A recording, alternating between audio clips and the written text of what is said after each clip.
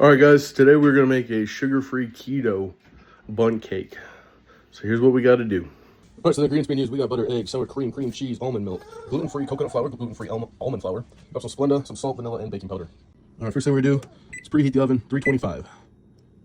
Oh. All right, guys, so first things first, we're gonna add about a cup of butter into the KitchenAid mixer, or however else you want to mix things. So get that in, and then we're gonna add a Splenda. It's about 2 cups of Splenda. You can use monk fruit, and if you're using monk fruit, feel free to use about half of what you use for Splenda. So we're gonna get this on for about 2 to 3 minutes. All right, while that is going, we are gonna add the 2.5 cups of almond flour. We're gonna add a cup of coconut flour, or half a cup of coconut flour, and a tablespoon of baking powder. Mix this up. All right, we're gonna slowly add in eggs, one at a time here. There we go. Let it mix in. Oh, there we go. Full of vanilla, and then a half a cup of sour cream. I'm gonna lift this up. Get that all up in there. Now we're gonna add the dry mix and the almond milk, kind of mixing it up as we pour it in. So we'll do a dry,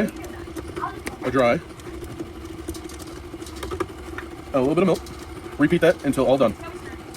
All right, so now we're just gonna pour this into the bundt cake pan here. Try and make it as even as possible. All right, guys, it has been 56-ish minutes, and it is now out. So now that the cake is done, it's gonna sit in the pan for about 20 minutes. In that 20 minutes, we're gonna make the sugar-free glazing that goes on top.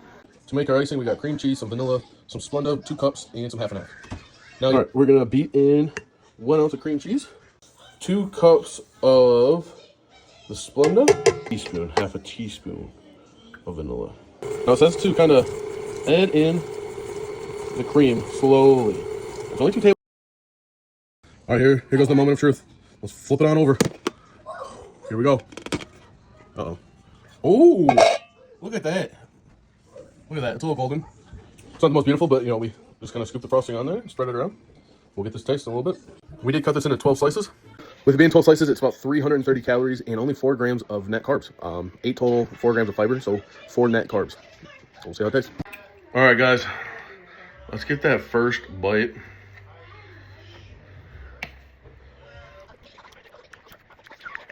It's interesting. I don't know if it didn't get mixed up well. It's definitely really salty. I think all the salt kind of went to the bottom. So, like, that first bite was really salty. Let's see if it gets better. The frosting is good. The cake is good. You can definitely tell, you know, it's a keto sugar-free cake, but I'm just really surprised it's salty. Actually, yeah, looking back on the video, I added a half a tablespoon of salt. They wanted a half a teaspoon. Well, you can definitely tell it.